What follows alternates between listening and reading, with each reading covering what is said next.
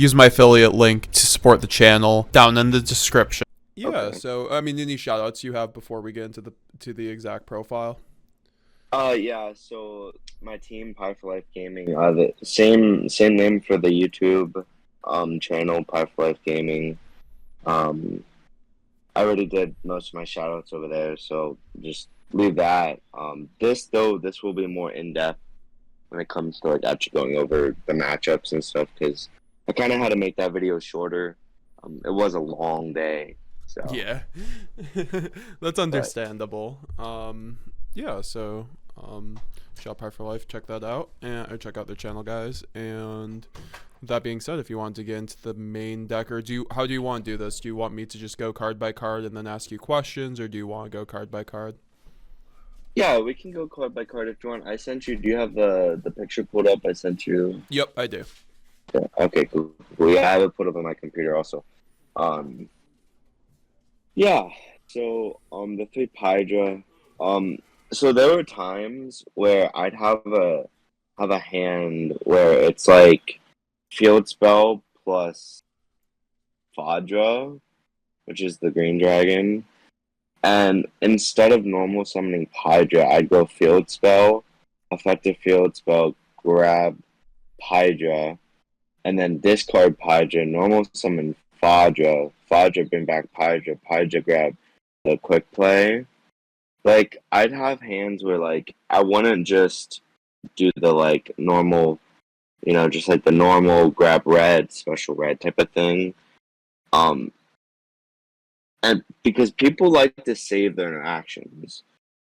So with this deck, it is very linear. A lot of people will save they'll save Ash Blossom for the quick play spell. But if you save Ash Blossom for the quick play spell, there's probably a good 80% chance I'm just gonna kill you anyways. Mm. Um, or a good TENPAI player is always gonna try to make the Synchro 10 during the main phase. If they can make the Synchro 10 during the main phase, it's very They hard will. to lose. Yeah, Yeah. it's very hard to lose. So the three Paja, yeah, it's the best normal summon in the deck. There are times where you want to normal summon him, and instead of adding the quick play, you want to set the field spell. So like if you already have quick play, or I had plenty of games where I had like two field spells in hand, and I'd activate a field spell. It'd make them go IP into SP, get rid of the field spell, and then activate the second field spell, and that's just game. Or you can also do it where during damage calc, no damage step, I guess. If you already have green plus red and you haven't used white yet, red summon white and Hydra set field spell.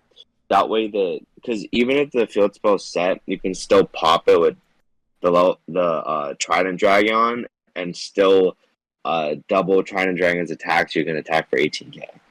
Um, so setting it is a good thing too with him. Don't always just focus on quick play because if you already have like full combo and they can't respond during battle phase, and you're under let's say you're under prosperity, then going for like that route is better.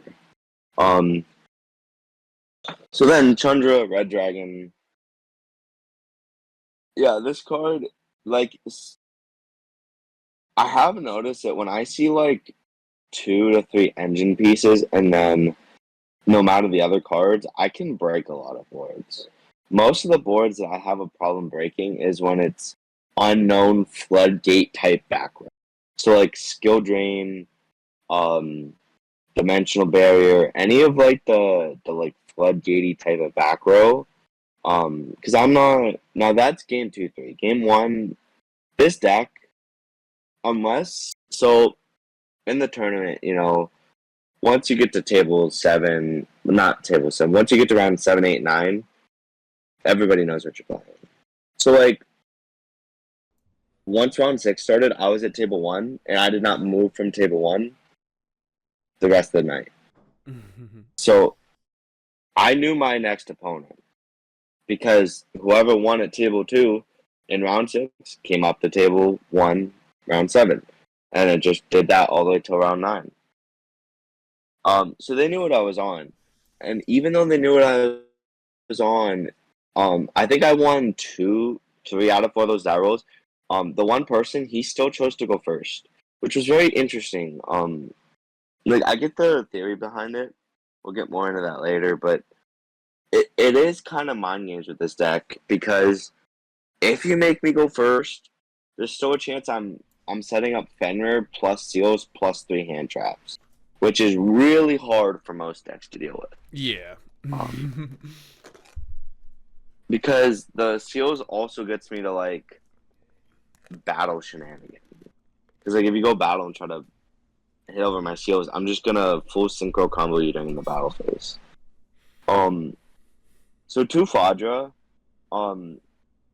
I had the luxury of not drawing 2 of this the whole day, which was crazy because at the case tournament that I went to like a month and a half ago, my final round of the case tournament, I drew 2 Fadra, gained 2 and 3, and it made my hands unplayable because like you really want to special summon this guy, and not being able to special summon him from deck is really rough.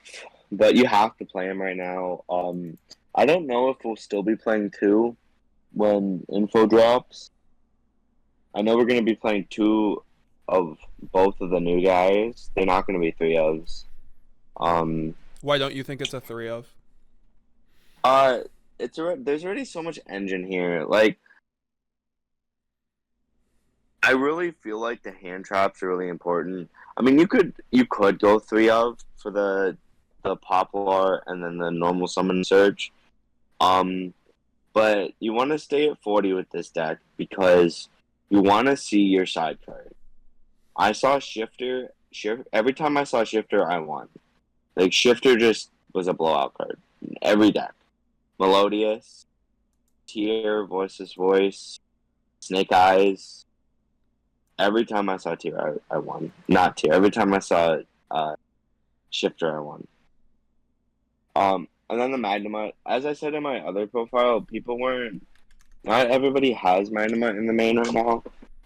I was testing without it in the main, but I was noticing consistency issues because you have 3 white, 3 red, 3 quick play, 3 field spell, and technically 3 prosperity, I guess, because that does get you like, and terraforming. Those do get you there. But the nice thing about the Magnemite is it being a level 6.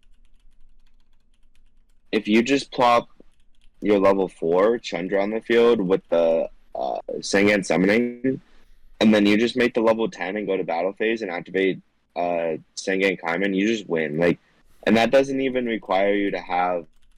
It just requires so much less of you when you see Magnemite, because Magnemite just can search Chandra. So right there, 1 Magnemite means all you need is like the field spell, because field spell can add white, and then White Dragon can normal summon himself, grab Kaiman, and then you special summon Chandra, and then you leave white on the field, and you make the level 10, and you play around Diddy Crow, or you play around Baka in the Melodious deck, and then you just win. Like, if you make the level 10 before battle, you win. If they don't, like, get rid of field spell and then negate the level 10, you can't lose, because nobody can activate anything during battle but you. So, it's just a blowout card, Magnemite. Especially against, like, a lot of the decks, because, like, it hits every deck. It hits Melodious really hard. I've had people orange like this instead of my hand traps, because not only does it get rid of their monster, but it gives me a 2500 beat stick and full combo. Wow. Crazy. Yeah. Snake Eyes, it hits IP. Did that a few times. Voiceless, you can banish the Saphira before they have the chance to activate it. You can banish Low if she activates in graveyard. If they have more than 1 monster on field, when they go, I forget the name of it, but the one that they dump off of, do you remember the normal summon? Diviner. So the one that they dump off of Diviner, Yeah. it's like a quick play to tribute Diviner. if they have another monster on the field, you can chain Dynamite to banish the Diviner, so Diviner doesn't get her effect when she's tributed. Kind of the same thing with Ben 10, just as like an example. So then to the hand traps. And this is the order I have my deck list in on here. 3 Ash. It's the only hand trap that I'm playing at 3 that is a hard once per turn, because it can end a. It can be like a. It's the only hand trap that's a single hand trap turn. Like all the other hand traps, you have to pair with another one. But ashing some stuff, if you ash correctly, like against the one Snake Eyes player, I waited to ash, and I waited till he like committed to going for the. He went for Oak off of Ash, and so then when he went Oak effect, I ashed it, and that's like really good, because it just like shuts down almost the whole play. I play Valor at 3 because it's not a hard once per turn.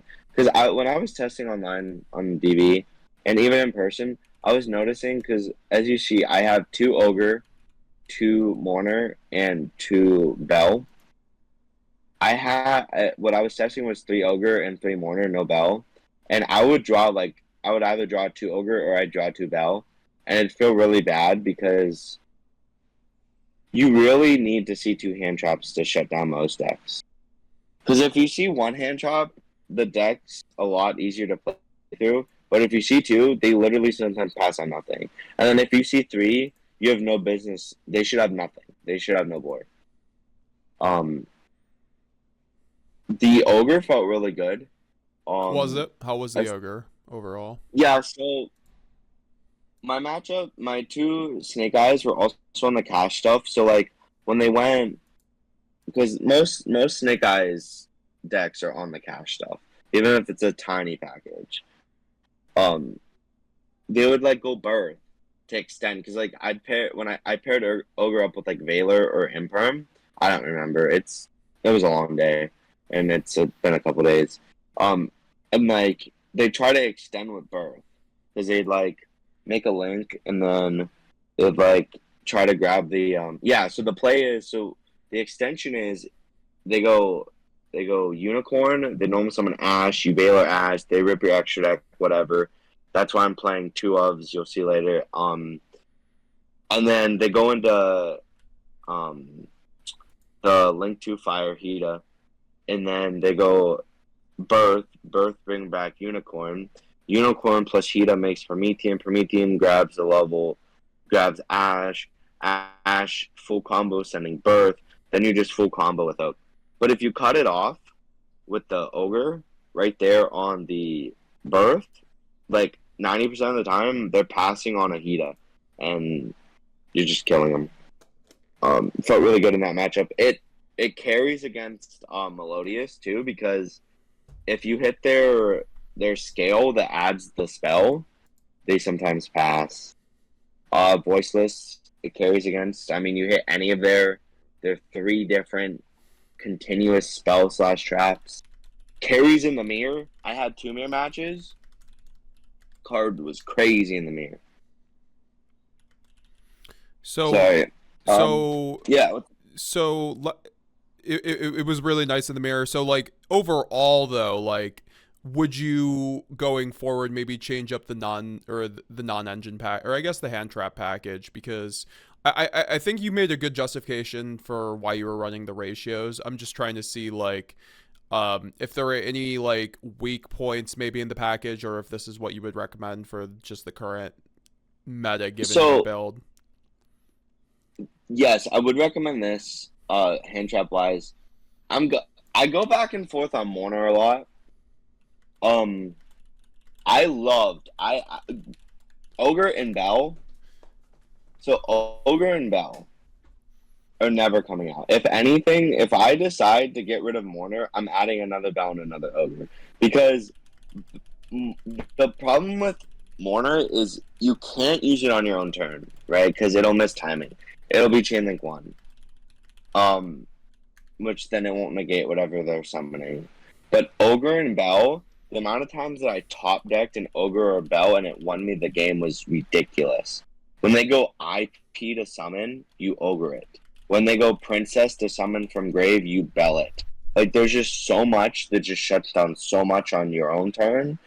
But Mourner is like, the problem with Mourner is some decks that I'm testing against, the effects aren't on summon. So you have to Mourner when it's summoned, and then they have ways to like get rid of the monster and bring the monster back and still do it anyways, and then it feels like your Mourner was a waste. So I am gonna be testing a lot for indie, like especially in person too, but Mourner, if I were to make any changes to this main deck, it would be maybe going from the 2/2/2 to going 3 Ogre, 3 Bell. Because Mourner kind of is very iffy for me right now. Yeah, that's understandable, and I guess in that place, you're saying you would maybe just kind of up the other ratios. There isn't really. I mean, you're kind of running all the hand traps, so there isn't. I mean, I guess you could run Nibiru, but like, it seems like you don't really value this format on top of Droll. I think Nibiru and Droll are the worst hand traps you can run. Really? Wow. You want to elaborate on that for people? Yeah, so they don't do enough in this deck. Now, other decks, maybe. But, so this deck's, one of its hardest matchups is the mirror because it's really hand dependent. Like, in the mirror, you want to draw more engine than non-engine. Like, against my first mirror match of the day, I 2-0'd him pretty fast. He misplayed a lot, though, so it was round 4. It was the first round after our lunch break. So I can understand misplaying. I get tired after I eat, so I get it. And then I had a mirror round. It was either round 6 or 7. It went to game 3. That was my first game. That was my first match that went to game 3. Was the mirror. Most of my, I think I had 4 matches of the day that went to game 3. Yeah. Most of the matches were 2-0s. Yeah. But game 3, I won die roll, so I won game 1, lost game 2, won game 3. I made him go first. I'm very back and forth. Sometimes I'll go first in the mirror, sometimes I'll go second. It really depends on my reads on the player, because if I feel confident going first, setting up seals plus a hand trap or 2, it's great against the mirror. But sometimes if the player, like, if I can tell they're good and they know the deck, I'm going second. I'm not, because, like, if they're good enough and they know, like, how to play through stuff, they're going to kill me. And I'd rather it go to turn 3 and me not just die right there. So I went second, and his opening play was Prosperity. I ashed it, and he passed. He had 4 hand traps, but I had so much engine, it didn't matter. Mm-hmm. And I just killed him. But, yeah, so that's it for the hand traps. The Mourners are maybes. So we asked about Nibiru. Nibiru does nothing in the mirror because they'll always be unaffected during main phase. So Nibiru's really bad for the mirror. And the mirror's like kind of one of the harder matchups. It's kind of like the Brandon mirror. The Brandon mirror is very technical. This mirror is also technical, but this mirror is more hand dependent. And you don't want to have any dead cards in your hand. Yeah, no, just because like you said, it weighs you down in the mirror way too hard. Now, Droll is really good for the mirror if you start out with... So, Droll, you need the hand to be really bad, because if you start out with, like, normal summoning Pydra and adding, then yeah, you're cooked. But, like, there's ways to play around it. Droll doesn't seem to do much against other decks. Like, I guess maybe it's good against Melodious. They had a lot. It's not good against Snake Eyes Cash unless they start with Planet. If they start with Planet and you draw them, pretty good. Yeah, I can't justify those hand traps right now. They don't feel like they do enough. That's just how I felt with my testing with them. Yeah, okay, that makes sense. That makes sense. So, w- s- sorry. You're Which? fine. No, sorry. Yeah, no, I just lost my train of thought. But yeah, no. We got to the sorry, where were we now? Which card? We're on. I mean, if you want to talk about Bell, we can. If not, it's fine. I think that like overperformed. I didn't think Bell was going to be like crazy, but I wanted to see Bell in every hand. Like, That's crazy. Wow. Really? So you might actually end up keeping it because of that. Who oh, knows? Bell's for sure staying at 2, if not going to 3. Bell's crazy. Bell hits at. Did you know you can hit ostinato with Bell? Yes, that is a very fun low key fact. You can hit wanted with Bell. Super Hitting wanted versatile. with Bell is crazy. What? Super versatile, which Yeah, I it hits understand. because it hits every deck, Hits your and it your hits worst them matchup hard. branded. Yeah, it does hit Brandon pretty hard if they don't have Lost up on the field. I'm very happy I dodged Brandon because you have to. It's like it. So this matchup against Brandon is like Brandon's voiceless matchup. It's like a 70-30 for us. We right now it's just very difficult because Puppet Lock's like really rough for this deck. Yeah. And then plus Um, like they can just make Stapelia and Boral and just like other like fun things, Alba Lenatus, so they have a lot of interaction versus they do have a Tenpai lot. Yeah. if they know what they're doing at least. And but I mean, you know, a couple hand traps will still do you right, and so I'm sure If if they you don't open thrust. yeah, that's true. Are there any other matchups besides Branded you'd say are kind of not in your favor? Or do you think that Tenpai is actually overall just like super strong Voiceless. basically against every other matchup? Voiceless is hard for us. Voiceless, got it. Um, yeah, simply because of the ritual not being able to be targeted and being 4,000.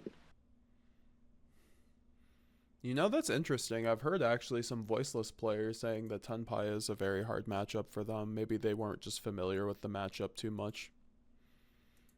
Well, I've been cooking it on ladder, but I've had games where it feels like I throw 3 hand traps at them and they still end on a really good board. So I don't know. Maybe I just need to practice my board. I don't have anybody like close to me that plays voiceless, so I haven't got to really like I tested the shit ton. Sorry, I tested the crap ton out of my Melodious and Snake Eye matchup. Like because those were the two people that they were on Melodious and they were on Snake Eye. So I got to test like crazy against those on Friday before, and I played Melodious and I played 2 Snake Eyes. So and I tested them like crazy online. Seems like Um, all the testing so went pretty well. So, yeah, I've been doing a lot on DB, but yeah, so Bell's crazy. You really if you're playing like a lot because I have 3, 6, 9, 12, 15. If you count Magnuma as a hand trap, which I do, I have 16 hand traps.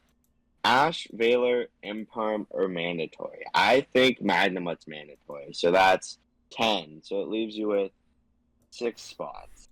You can either go 3, 3, or you can go 2, 2, 2. I think 2, 2, 2 is better, so you don't ever open because Ogre, Mourner, and Bell are all hard once per turns. But Valor and Imperm, you open 3 Valor, you are winning the game. But unless they go like talents and then rip your starter. That's what kills this deck. what talent? If you get What talents and thrust? yes, not really thrust. Unless it's game 2 or 3 and you're siding D-Bear, that can hurt. But talents, cause like I'll have hands where I'm like throwing 3 hand traps at you, and then I have like a board breaker and then 1 engine beast. So if you talents me and rip away my only starter, this deck has problems drawing into starters. Like I'll have games where I'm going to game 8 or 9 because I can't draw into a starter, and I'm like just I keep throwing hand traps every turn. So that is a weakness of the deck. But to move on from Bell, next up's Fenrir, and as you can see, I only have 2 in here, but there's a reason for that. If you look further down to the right, I'm also playing a Pressured Planet Race off. So what I figured out is I would have hands where I have Sengan summoning plus terraforming, right? So being able to search Fenrir with terraforming is crazy. Fenrir just puts so much pressure on the opponent. Like, if I pop a Fenrir down and activate Prosperity, and you Ash my Prosperity, you now have to use something on Fenrir, or else you're losing a key interaction piece. Against this Snake Eyes player, game 2, I went Fenrir, Search, he let the Search go. I then went Prosperity. He ashed the Prosperity. I then went Fenrir Effect, target field spell. He then went Valor. So I already got my Search, and I just ate 2 hand traps off of Prosperity. That's really nice. Yeah. So, Fenrir's crazy, but I don't like the 3 Fenrir. I like the planet because being able to search it, and like sometimes it'll eat a hand trap. Like sometimes people will ash a planet. It's really weird, but like sometimes people will ash a planet. So yeah, and then, but yeah, Fenrir crazy. I've seen a lot of lists without Fenrir in it, which I think is crazy. A lot of people would rather play the back row hate in the main, which, as you can see in my list, I do not have the back row hate in the main. I think playing the back row hate in the main is not the move. I mean, realistically, unless you're against Voiceless, what are you really hitting? Like, besides Imperm? Like, not many of the, like, top 3 to 5 decks have a lot of interaction in the back row. Like, you might have to deal with, like, one thing. It might be an Imperm. Like, I'd rather have a Fenrir that gives me, like, a lot. I don't know. I just feel like the back row hate in the main doesn't feel good. But, and then the 2 more engine pieces that I've kind of already talked about, Kaiman and Summoning. There's a lot of different combos you can do with these. I hate opening, like, Summoning plus Hydra plus Kaiman. It kind of makes it redundant. There's some hands where you open like all engine and like no non-engine, and then you kind of just lose. You do need non-engine in this deck to like in your hand, but yeah, if you activate Kaiman during the battle phase while you have the level 10 on the field, you just win. I had probably 2 to 3 games where, maybe more than 2 or 3 games, but I had Summoning on the field, and I went into Black Rose and just blew up the whole board. I went battle phase and activated Kaiman and proceeded to win. An unaffected Black Rose Dragon is crazy. Yes. Like, it blows my mind that Sangan Summoning was printed. Like, completely unaffected. It's just blows my mind. Talked about Pressured Planet Race Off, talked about Terraforming. So Prosperity, in game 1, it's bait. I said this in my other profile, I still think it's true. If you Ash Prosperity in game 1, more than likely, I'm gonna have either Hydra, Kaiman, or Summoning, and I'm gonna activate one of these and like just win. Like, I think that ashing Prosperity in game 1 is wrong. I think that ashing in game 2 or 3 is correct, because that's when I'm like, a lot of the times, I'm not gonna lie to you, my first action in game 2 or 3 will be Prosperity to dig for like a cross out when they have back row, because I think one of the back rows D-Barrier, right? And if I grab a cross out while they have D-Barrier and then I go Lightning Storm, and then they do and then I cross out D-Barrier, they like lose. So Ashen Prosperity game one is just not. I don't think it's a move against this deck. People might disagree with me, but I think that game one, there's not really any like complete, like no like auto win cards in the deck yet. Like you're better off ashing one of the key combo pieces, unless I opened up cracked, then it just doesn't matter. Yeah. Um, Droplet's crazy. It's the only board breaker I have in here, unless you count Fender as a board breaker, which I guess you can.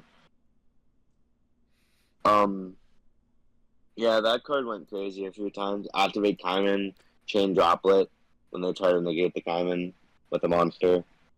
Um, I'm almost always chaining my Droplet to one of my spells that is either a quick play or a normal spell, or I'll like use it for Fender.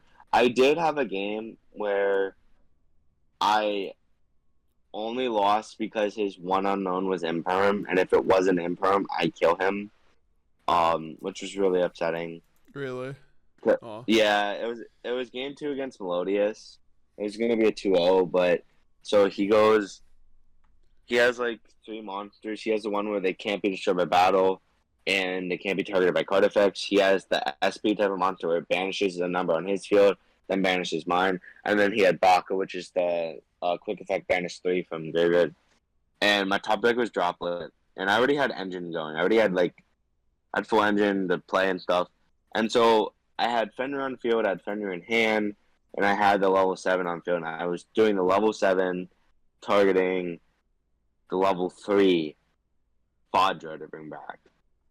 And so he goes Baka to try to banish it. I go Droplet, send the two Fenders, the one on the field, the hand, and then the level 7 on the field to negate all three of his monsters. Now, all I need to do is I'm going to go green, and if green summoned, I went green effect, targeting one of my other little guys. I forget who. And then brought it out, but he had Imperm, so he Impermed the green. I didn't get the guy out, and that was it. But then game 3, I drew Shifter, so. Of course. Yeah. And then Imperm, the other hand trap. Yeah, I mean, everybody knows Imperm. Great card. I mean, Wonderful card. Any questions about the main? No, that I think you really went into it pretty in depth. I mean, would you say that every TENPAI list out there should be on the Fenrir package? Because that's really something I've been seeing cropping up this last week or so, and I'm glad it kind of solidified in your regional win because I thought that it was a really good idea to run the Fenrir on top of the Raid Soth for the terraforming. So, I mean, I'm pretty sure you would recommend most TENPAI lists to be on Fenrir. I would. There are times where I draw Magnemite and Fenrir and it hurts. But it's very low odds that's going to happen. So you're better off playing both. And, like, I think it happened to me 2 games out of, I played 9 rounds. What did I say? I said 4 of them went to 3, so that's 4 times through 12, and then 5 times 2. So 22 games I played, and 2 games I drew Fenrir and Magnemite. I think that that's worth playing those cards if, what's 2 out of 22? Like 1 out of 11, which is like what? That's a tiny percentage. Definitely worth it. Fenrir is crazy. Magnemite's crazy. Magnemite just lets you make a Synchro 10 for free right away. Very crazy. Yeah, But just for anybody, oh, sorry. I'm gonna quickly say my matchups really quick. Okay, sure. I have my list of my matchups. Let me grab it really quick. Alright, so I played 2 Snake Eyes. I'm pretty sure both are Snake Eyes Cash. I played 2 Mirrors. I played 1 Fake Deck. I played 1 Voiceless, 1 Melodious, 1 Tier, and 1 Rescue Ace. So. What was your hardest matchup of them all? Hardest matchup? It wasn't the Snake Eyes. I toured both of them. The mirrors were challenging because it's a lot of thinking, but they definitely weren't the hardest. Voiceless, I 2-0'd him, but he misplayed game two. So I said attempt enter battle. He said that's fine. In battle, activate trap effect. And then I said you can only do that in main. So like kind of his fault, but at the same time I think I would have been fine anyways. Um the Melodious matchup had me like trembling, I'm not gonna lie. So Melodious maybe. It wasn't Rescue Ace. Game three my hand was custom, so maybe that's why it wasn't Rescue Ace. I had both Feather Duster and Lightning Storm in my hand and full combo. I drew no hand traps game three. It was all board breakers and like 2 to 3 engine pieces, which let me play through everything. Game three was actually crazy against Rescue Ace. I played through, the one trap that none of them have been playing until recently, where it targets a Rescue Ace monster, gives it 1,500 attack and defense. It has to be destroyed twice by battle, and it's unaffected by monster effects. I forget what that's called. Oh, sorry. Which one? So it. Let me see if I can find it. I'm not gonna be able to find it. So it targets one of his own Rescue Ace monsters. It makes it unaffected by monster effects. Makes its attack 1,500 more, both offense and defense, and it makes it so you have to swing into it twice to get over it. So he targeted the 3K guy, the big one. So he made it 4,500 attack and defense. I ended up making the Transcendent in battle in main phase. He had an Appaloosa up. He never got to use Appaloosa. He never used a single Appaloosa effect because all my stuff was unaffected. I went battle, and then I was able to like full combo. Plus, I made Trident Dragon, popped my monsters, made him 6K, swung over the big guy twice, so it died. Hit the 0/0 guy, I think that's Hydrant, for 6K directly, and brought back my 3K guy from the graveyard and killed him. The hand was custom though. It was, I don't know if I'd call it realistic, but I mean, possible. Um, the Melodious matchup had me like pretty scared. So it's either Melodious, Tier, or the fake deck. So do you know Gary yugioh? Yeah. He was my Tier matchup. I played against him, and he was on Tier, and I won Battle Royale 1 second. I could not crack his board game one. He ended up drawing into King's. He drew into King Sark off of talents, and then went like ultra mega combo. Game two, I went first and set up stuff, which was too much. And then game three, I dropped Shifter during draw phase. He normal summoned one of those Tier names, set a card and passed, and then I killed him. Wow. But it had me worried because game one was crazy. His board was crazy. And I even threw like 2 hand traps on him. So it was a crazy board. The Melodious though, I almost lost. I misplayed. I didn't bell the Ostinato because I thought that I would Ash it and then I would bell one of the other effects, but he had cross out for Ash. So I almost misplayed into a loss. I asked him afterwards. He told me he didn't play Bell, so the Bell would have been a blowout game, but I almost lost.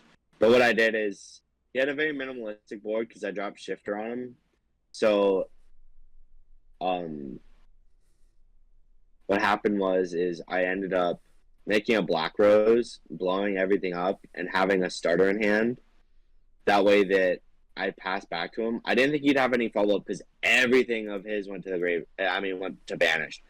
All of his materials, everything. So he had 2 cards in hand. He top decked his 3rd card, and he set a card and passed, and I went full combo and killed him. So sometimes Black Rose pays off. Yeah, so Probably the like honestly, I did two on my fake deck, but the fake deck was crazy. Do you know what Extados is? Um, offhand, yeah, or I forgot what it does. If you want to tell everyone else. It's like it's like Protos, but for types. Oh yeah, yeah, yeah. So you declare a monster type, and he declared dragons, and he put up an Appaloosa and a Chang'e. So I had to play through not being allowed to special summon dragons, a 3 material Appaloosa, King Sarcophagus waiting for full follow up, and a Chang'e. So like I ended up killing him because Fenrir's crazy. Um, but I didn't kill him till like that game. That game took like 30 minutes. Like, believe it or not, this deck can grind. It can grind. Fenrir lets it grind. Fenrir and Seals let this deck grind. So I'd probably say Tier was my most feared matchup because it's like that and the fake deck are like I didn't test against those. I didn't test against Westgate either, but everything else I tested against. Um, I was really nervous playing against Gary though because like he's very good, and that's his deck. Tier's his deck. He knows that deck inside and out. So that was very scary. Um, but yeah, that was those were my matchups. Awesome. And then I guess since we didn't really touch on the extra inside, if you wanted to maybe were there so I'll just like ask a couple questions because the extra seems pretty standard, but I guess like the two things that stand out to me are the lack of the link package and two transcendence. I believe someone in the comments of the other deck profile was wondering why you ran two of the transcendent, or maybe it was two of the level sevens, and then someone commented it was because of Kashtira. So I don't know if you want to comment on either of those before we get to the side deck. Yeah, so yeah, it is the level 10, the trans dragon is due to the unicorn because if they rip this, like if you're just on one of this and they rip this, you don't really have the reason why this deck can win these type of turns, the reason why you can go undefeated through 9 rounds, even through variants, even through getting unlucky, is because of cards like this that say your opponent can't do anything. Because that Ash that they were saving for your Kaiman, that Bell that they were saving for battle phase, that Imprum that they were saving for battle phase, that Mourner that they were saving for battle phase, so dead. Everything's dead. So if you get this card ripped from your extra deck, you now don't have a game plan to make it, because like this deck is fragile. If you stop it before it gets going, you have a very hard chance to win. But if you get going and then like they stop something, you normally can push through it. So playing two of this, my thought process was I'd rather, because I'll be honest with you, I never summoned Doolittle, I never summoned Hida, I never summoned Samurai Destroyer, I never summoned Odd Eyes Meteor, I never summoned Ruddy. That's 1, 2, 3, 4, 5. There was a sixth card that I never summoned Black Rose. Black Rose is good though. You have to play Black Rose. That's 6 cards that I never summoned, and Prosperity banishes 6. So, and you don't need to keep both seals. I almost always banish one of the seals. But yeah, this card you need to play at 2, because if it gets ripped at 1, your game plan's completely out the window. You don't have to play really weird. You don't have to like go into like these weird sevens and do things beforehand, and like it's just not worth it. And then your other question, the link package. Well, I'll be completely honest with you. I don't own it. I don't own it, and nobody had it for me to borrow, because I am borrowing the Trident Dragon. But nobody had the link package for me to borrow. So I said, whatever, I'll play Doolittle Chimera, because it does very similar things in a way. So Doolittle Chimera makes it so that if you can make this card and then you still activate Kaiman and you have like full combo type of stuff, what'll happen is yes, you can't actually kill, like, if you get debarred, right? So the whole reason why you play Link package is if you get debarred. So if you make Chimera, everybody's getting 500. So Chimera's at 19. It puts Pydra to 22. It puts Chandra to 2K, and it puts Vajra to 21. So that's 41, 62 plus 19. That's 81. So if you clear the whole board, make the Chimera, and then still have quick play, you still kill through the you still kill through debarrier. So that was, it never came up. I didn't get debarrier that much. I did a few times, but it wasn't that much. I do think you should play the Link package if you can, if you have the availability to. Definitely play it. It's safe, but it's obviously not needed to win. Obviously not. So, okay.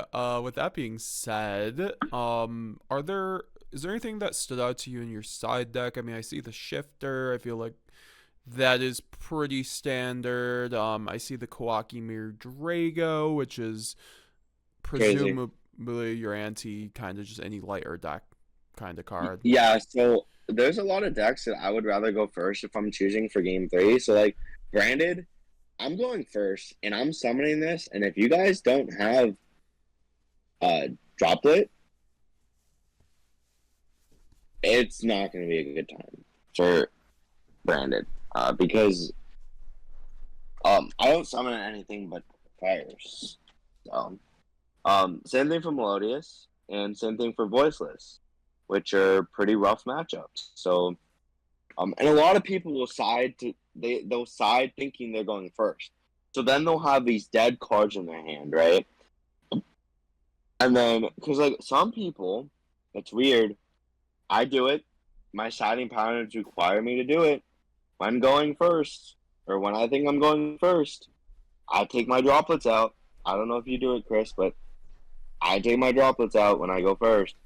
So Yeah, they're always a good siding pattern for me.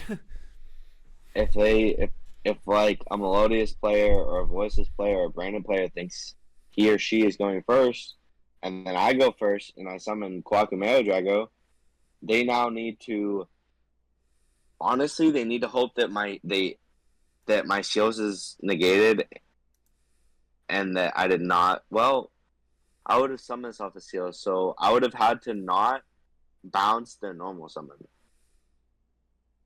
Yeah. Crazy card. It's never coming out. Druid Swarm. I mean, I side this in sometimes. I don't know. It's kind of for Puppet and kind of for like when I want to also have another search, like through Magnamite. I don't know. This might come, honestly. Druid Swarm might come out for a 30 barrier. I don't know though, or a third Cyclone. Third Crossout's crazy. This card carries the mirror. It's disgusting in the mirror. Helps with the D barrier issue. Helps with the D barrier too. Yep. Especially, I've had games where I go, I set a cross out, and then I like have like 2-3 hand drops, and they cross out like my Ash, and then I go cross out, and then they just lose. That's crazy. So that's cool too. Yeah.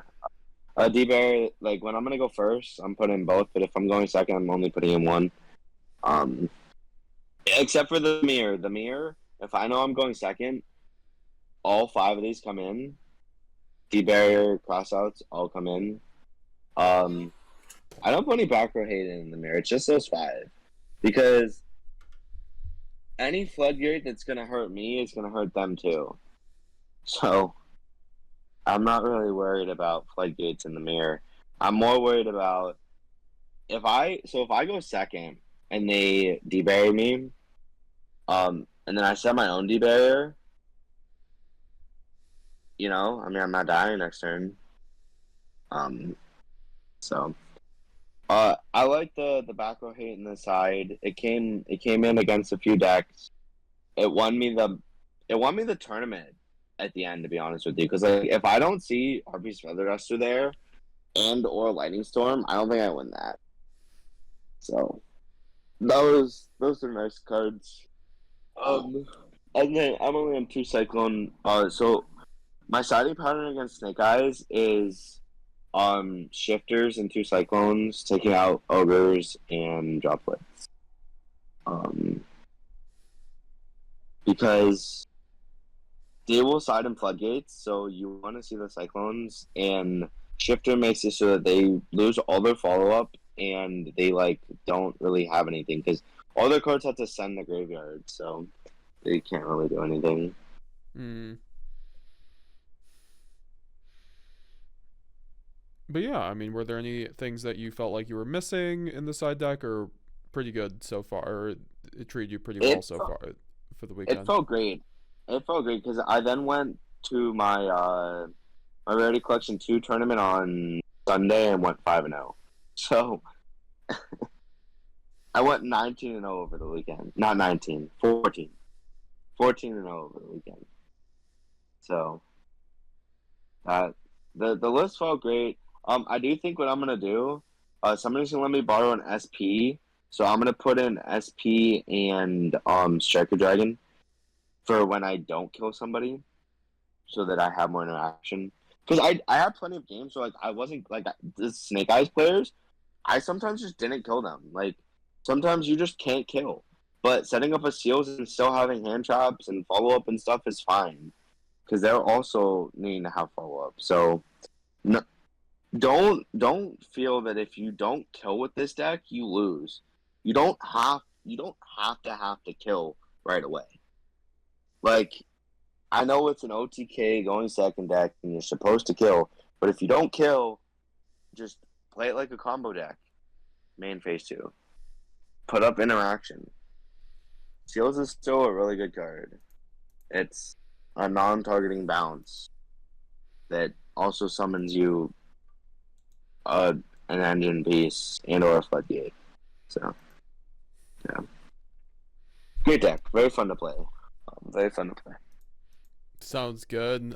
Maybe one day once the field spell gets banned, we'll get you back on branded. But for now, Chase, very impressive run with the docking. Congratulations. You're one of the best players I know, and keep it up. And I think we're all looking forward to seeing what you do here the rest of the season. So All right, thank you, man. It's fun talking to you and going over this.